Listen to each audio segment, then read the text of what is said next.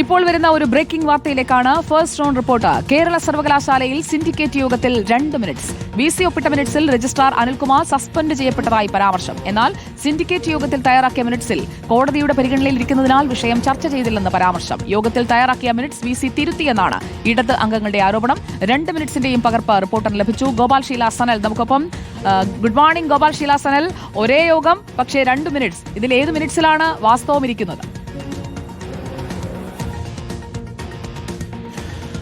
സുജിയ, ഇതിൽ ഏത് മിനിറ്റ്സ് വിശ്വസിക്കണമെന്ന ആശയക്കുഴപ്പത്തിലാണ് എല്ലാവരും. അതിൽ പ്രധാനപ്പെട്ട കാര്യം, നമ്മൾ ഇന്നലെ ഈ സിൻഡിക്കേറ്റ് യോഗത്തിൽ മിനി കാപ്പനെ മാറ്റി പുതിയൊരു രജിസ്ട്രാറെ ചുമതലപ്പെടുത്തിയപ്പോൾ ഈ പ്രശ്നമൊക്കെ പരിഹരിച്ചു, ഒരു മഞ്ഞുരുക്കലിലേക്ക് എത്തിയെന്നാണ് കരുതിയിരുന്നത്. എന്നാൽ വീണ്ടും അതൊരു മറ്റൊരു പ്രശ്നത്തിന് തുടക്കമായിരിക്കുന്നതാണ് ഏറ്റവും പ്രധാനപ്പെട്ട കാര്യം. അതായത് ഇന്നലെ സിൻഡിക്കേറ്റ് യോഗം പൂർത്തിയായി. ആ യോഗത്തിൽ വെച്ച് തയ്യാറാക്കിയ മിനിറ്റ്സിൽ മിനി കാപ്പനെ മാറ്റി, അതായത് മിനി കാപ്പൻ്റെ നിയമനം അംഗീകരിക്കാൻ സിൻഡിക്കേറ്റിന് കഴിയില്ല എന്നും അതുകൊണ്ട് തന്നെ മറ്റൊരാൾക്ക് കാര്യവട്ടം ക്യാമ്പസിലെ അഡ്മിനിസ്ട്രേഷൻ വിഭാഗം ജോയിന്റ് രജിസ്ട്രാറായ രശ്മി ആറിന് ചുമതല നൽകുന്നു എന്നും അനിൽകുമാറിൻ്റെ രജിസ്ട്രാർ സ്ഥാനവുമായി ബന്ധപ്പെട്ട വിഷയം ഹൈക്കോടതിയുടെ പരിഗണനയിലിരിക്കുന്നതിനാൽ അത് നിലവിൽ ചർച്ച ചെയ്യേണ്ടതില്ല എന്നും കാട്ടിയാണ് ആ മിനിറ്റ്സ് തയ്യാറാക്കിയത്. അത് രജിസ്ട്രാർ ഇൻചാർജായി യോഗത്തിൽ പങ്കെടുത്ത മിനി കാപ്പൻ ഒപ്പിടുകയും ചെയ്തു. അതാ നമുക്ക് ദൃശ്യങ്ങളിൽ കാണാൻ സാധിക്കും. ശേഷം മിനി കാപ്പൻ ഈ മിനിറ്റ്സ് വൈസ് ചാൻസലർക്ക് മെയിലായി നൽകിയെന്നും പറയുന്നു. പക്ഷേ VC ഒപ്പിട്ട് ഈ മിനിറ്റ്സ് രണ്ടാമത് വന്നപ്പോൾ ഈ കാര്യങ്ങളൊന്നുമല്ല അതിൽ പറഞ്ഞിരിക്കുന്നത്. അതിൽ ആദ്യത്തെ വരി, അതായത് resolution of the syndicate meeting എന്നതിൻ്റെ ആദ്യത്തെ വരി അനിൽകുമാറിനെ സസ്പെൻഡ് ചെയ്തത് മൂലമാണ് P ഹരികുമാറിന് ആദ്യം ചുമതല നൽകേണ്ടി വന്നതും പിന്നീട് മിനി കാപ്പനിലേക്ക് ചുമതല എത്തിയത് എന്നുമാണ്. അതുവഴി സിൻഡിക്കേറ്റ് യോഗം അനിൽകുമാറിൻ്റെ സസ്പെൻഷൻ അംഗീകരിച്ചു എന്നും യോഗത്തിൽ അത് റിപ്പോർട്ട് ചെയ്ത് ചർച്ചയ്ക്ക് വിധേയമാക്കി എന്നുമാണ് നമുക്ക് മനസ്സിലാക്കാൻ സാധിക്കുന്നത്. ആദ്യത്തെ മിനിറ്റ്സിൽ, അതായത് സിൻഡിക്കേറ്റ് യോഗത്തിൽ തയ്യാറാക്കിയ മിനിറ്റ്സിൽ മിനി കാപ്പൻ മാത്രമാണ് ഒപ്പിട്ടിട്ടുള്ളത്. എന്നാൽ ഇപ്പോൾ രണ്ടാമത്തെ മിനിറ്റ്സിൽ VC മോഹനൻ കുന്നുമ്മൽ കൂടി ഒപ്പിട്ടിട്ടുണ്ട്. ഇതോടുകൂടി തന്നെ ഇടത് സിൻഡിക്കേറ്റ് അംഗങ്ങൾ വലിയ എതിർപ്പുമായി രംഗത്ത് വന്നിരിക്കുന്നു. കാരണം യോഗത്തിൽ തയ്യാറാക്കിയ മിനിറ്റ്സിനെ പൂർണ്ണമായും അട്ടിമറിച്ചുകൊണ്ട് സ്വന്തം താല്പര്യത്തിനനുസരിച്ച് വൈസ് ചാൻസലർ മിനിറ്റ്സ് തിരുത്തി എന്നാണ് ഈ ഇടതംഗങ്ങൾ ഇതുമായി ബന്ധപ്പെട്ട് മുന്നോട്ട് വെക്കുന്ന ആരോപണം. ഇടതംഗങ്ങൾ പറയുന്നത് പ്രകാരം നേരത്തെ വൈസ് ചാൻസലർ ഈ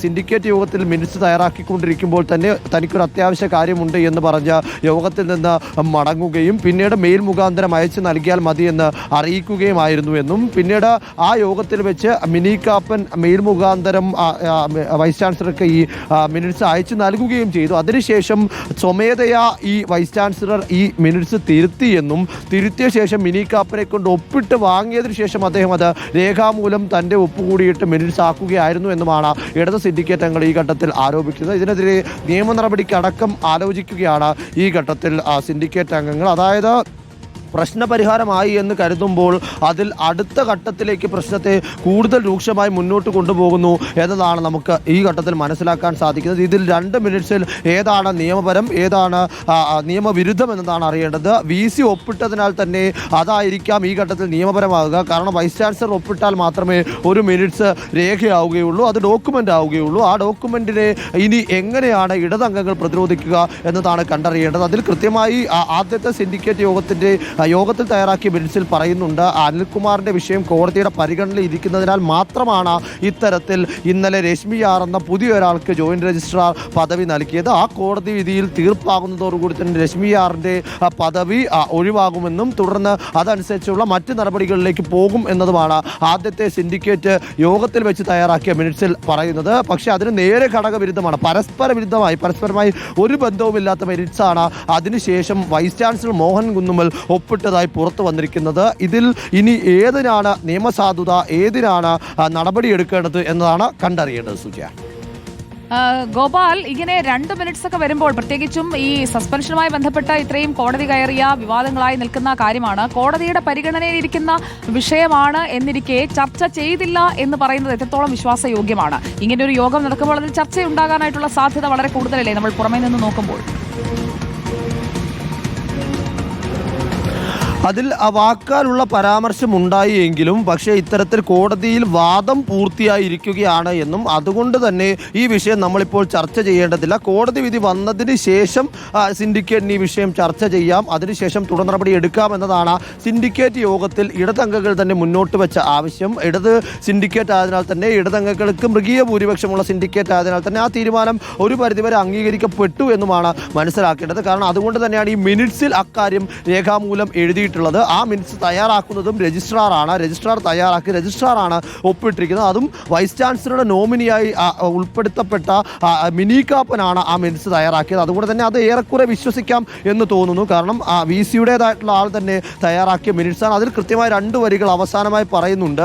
അനിൽകുമാറിൻ്റെ വിഷയം, അനിൽകുമാറിൻ്റെ രജിസ്ട്രാർ സ്ഥാനവുമായി ബന്ധപ്പെട്ട വിഷയം ഹൈക്കോടതിയുടെ പരിഗണനയിൽ ഇരിക്കുകയാണ്. അതുകൊണ്ട് തന്നെ നിലവിൽ അത് ചർച്ച ചെയ്യേണ്ടതില്ല.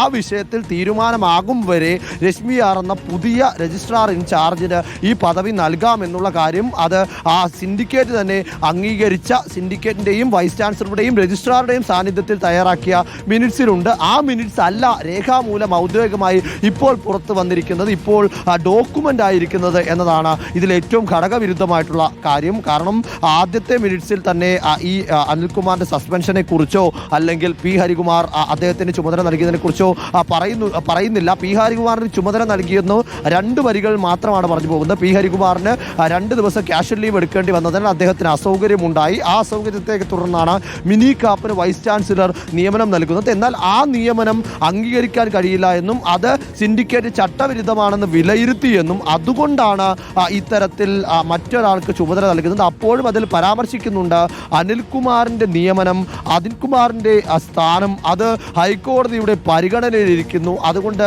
അത് ചർച്ചയ്ക്കെടുക്കേണ്ടതില്ല എന്ന് അതിൽ പറയുന്നു.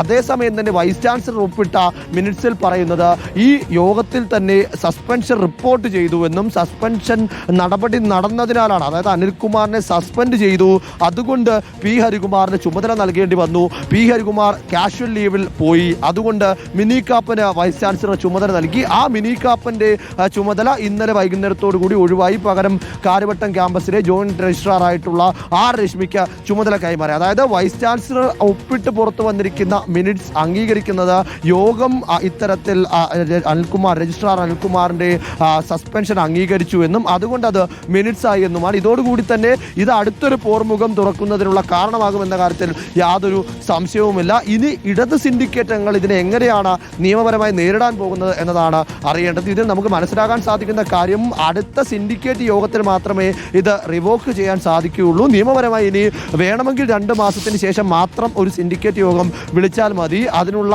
നിയമപരിരക്ഷ വൈസ് ചാൻസലർക്കുണ്ട്. ആ ഉറപ്പിൻ്റെ അടിസ്ഥാനത്തിൽ കൂടിയാകാം, ആ കാലതാമസം ഉണ്ടാകുമെന്ന അടിസ്ഥാനത്തിൽ കൂടിയാകാം ഇത്തരത്തിൽ ഒരു ഇടപെടലിന് വൈസ് ചാൻസലർ മുതിർന്നത്. അതിനകം തന്നെ ഈ ഹൈക്കോടതി വിധി വരുമെന്നും അനിൽകുമാറിൻ്റെ നിയമനം കോടതി ശരിവെക്കുമെന്നുമാണ്, ഇത്തരത്തിൽ സസ്പെൻഷൻ റദ്ദാക്കുമെന്നുമാണ് ഇപ്പോൾ ഇടത് സിൻഡിക്കേറ്റ് അംഗങ്ങൾ പ്രതീക്ഷ വെക്കുന്നത്.